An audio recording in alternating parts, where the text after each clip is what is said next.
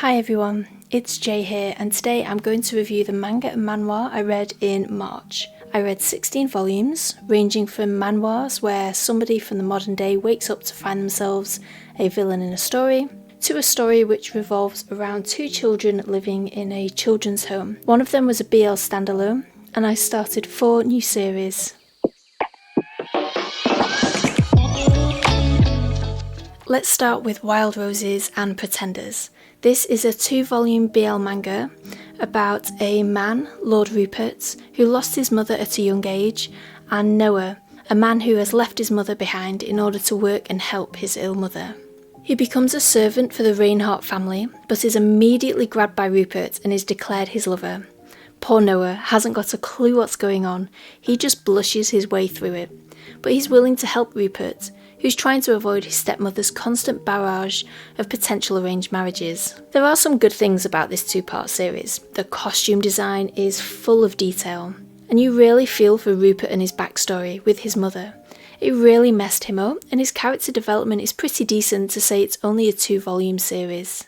There's a bit of politics which I liked, but I wish there had been more, and I think that's the slight problem with this series. I don't know if problem is the right word. It's a really enjoyable read, and as long as you don't think about it too much, don't analyse it, it remains a good read. But there are things that could have been done better. Something happens at the start of volume 2, and Noah seems to get over it so quickly. The politics was intriguing, but it was so very in the background, we never actually find out what happens. I wanted more. If this had been fleshed out a bit more and made into a 4-volume series, it would have been great. There was a kidnapping scene that, when it happened, I had to flick back and forth between the pages. I was wondering how it happened.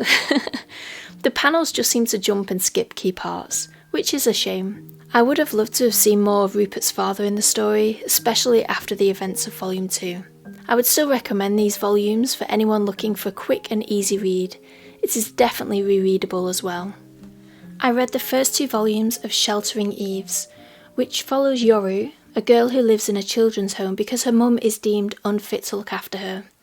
It starts off with how she meets Tenjaku, a boy in the home who comes to her aid when a boy is bullying her. I won't say any more about the incident as it is really hard-hitting, meeting these characters.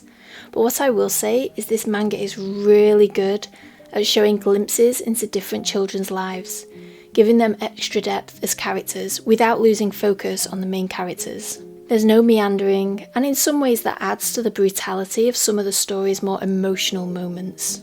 There are scenes of the carers who work at the home, and it is a really nice touch because you can see how much they want to help and protect the children, the dilemmas they face about the safeguarding of them, particularly with the older ones who are going to be on their own in the real world in just a few years. Yoru and Tenjaku are really good friends, and it's clear from the get-go that Yoru has feelings for him. He's very aware that when they turn 18, they won't be able to stay in the home anymore, as they are legally adults. He's preparing for the future, and even when there are setbacks, he carries on with a dogged determination that is admirable. Tenjaku's father appears, and brace yourself for an emotional rollercoaster. Volume 2 ends in a cliffhanger, so make sure to get your hands on Volume 3 before reading it. It is out now, but mine hasn't arrived yet. I'm dying to know what happens.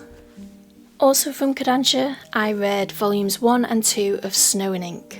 Freya, a wealthy heiress who is now an outcast, and Neneo, a man sentenced to death for killing a whole village. Freya saves him from death, and they travel to a snowy place to live in a quiet home. The series is very good at building up the intrigue, especially at the start, with their actions leaving you wanting to understand what has happened to make them this way. The art is really nice, and the expressions are great. I love their hair. I think it all looks so cool, in a realistic way. Do not expect a slow burn with this, at all. In fact, it all happened so quickly that I missed it, and I had to go back thinking, oh my god, did they actually... It was probably really obvious, but it went right over my head. Volume 2 was exceptional though. We find out about Neneo's past through a beautiful blending of the past and present. I don't want to say more and spoil anything, so just read it. I recommend you check this series out as it is excellently done. Volume 3 is out in May. I read a fantasy BL standalone called The God and the Flightless Messenger, and I really enjoyed it. Look how thick it is. I think some other standalones need to be as thick as this, to make sure the character development and story doesn't suffer. It follows Shin, who is shunned from others because of his small wings, which are so small he cannot fly. But he is still put in charge of a god. His job is to look after and protect the god, who is a huge fluffy ball. It's so cute. There are some very sweet moments and some funny ones as well. I thoroughly enjoyed this standalone. The art was cute, especially the fluff balls. I felt fully immersed in the fantasy world, and part of that was the storytelling, of course, but part of that was also the length of the volume, at 288 pages. It gave it the opportunity to include parts of the world with no sense of urgency, and I would love to read more from this mangaka, but there doesn't seem to be anything else published in English. I read Father, I Don't Want This Marriage, Volume 2. This story is about Juvelian, a villainess in a novel hated so much that she is accused of poisoning a princess from another land. A reader of the story is reborn into it and wants to avoid the ending of the novel, which is the death of Juvelian. I enjoyed the first volume well enough. I wasn't totally sold on certain aspects of it, but volume 2 was great, and I enjoyed it a lot more than the first one. I found it to be a lot funnier, with lots of misunderstandings between characters. For example, someone would say something and the other person would completely misinterpret why they did it, causing them to go away and do something, while the other person is like, what the hell just happened? The father is very funny in this one. There are some great misunderstandings between them, but he seems to care about his daughter. Max is clearly the love interest and likes Juvelian a lot, but has a secret identity which is obvious to the reader, but not so obvious to Juvelian. She thinks he's homeless. I do recommend this series. It's not perfect. The facial expressions aren't always right. For example, here the face is supposed to be super scary, and he kind of just looks stricken. This volume ended on a cliffhanger, so I'm looking forward to the fallout in volume 3, which comes out on the 22nd of April.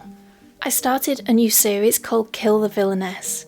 The cover art is gorgeous, and as soon as I saw it, I knew I had to pick it up. It's another story where someone reads a book and wakes up as the villainess in the story, knowing that the villainess's fate is death.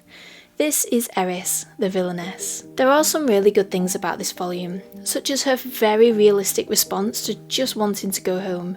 She's desperate to go home, something you don't always get in other stories, and you really feel for her. I won't say more about that particular storyline because of spoilers relating to it. I thought the art was good, nothing amazing, and I found Eris to be almost stupid. She's in a world she doesn't know, and she acts rashly, verging on aggressively proud. I just don't find her particularly likeable. I wanted to facepalm multiple times, because her actions really do seem stupid at times, and when you compare it to other villainess stories, she's definitely not the smartest of the lot. It probably didn't help that I read this the day after reading Villains Are Destined to Die, which is peak villainess to me. One thing I will say is that she is engaged to the Crown Prince, and any scene with him in it will increase your blood pressure, because of anger. He's a real piece of work. I will pick up volume 2, but if it doesn't improve, I don't think I will stick with it. I don't mind characters who do dumb things and learn from them, but she seems to be mean, throwing her weight around and hoping for the best, in a really dumb way. Sorry, I am being a bit harsh, but read it and let me know what you think.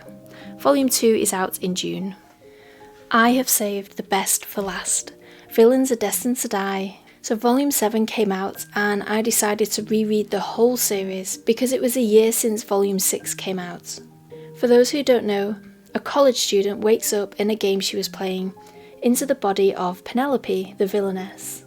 The objective is to get one of the love interest's affection meters up to 100%, and if it drops too low, they will kill her. It is the best villainess story I have read, and if you haven't picked this one up, I implore you to do so. I won't go into the plot too much because I don't want to spoil anything. I do want to clarify something though. I said in my review of Kill the Villainess that Eris was a bit stupid, rash, and quite unlikable in the way she threw her weight around. Penelope in this series puts a lot of thought into her actions, and we can read all her rationale behind her choices. She has a genuine fear of being killed, but the unpleasant life she experienced with her real-life family gave her the emotional ability to deal with the family she has in the game. She may come across as cruel at times, but we can see her logic, and that is a strength of this series. Kill the Villainess lacks the rationale to back up Eris's actions, partly because her actions don't make sense. Why snap at someone you want to make your ally? Penelope is a more emotionally restrained character, at least on the outside, but she knows when to unleash her emotions to get the most effect. But when Penelope does act more rashly, as a reader it helps you feel her fear and panic, and that is great writing.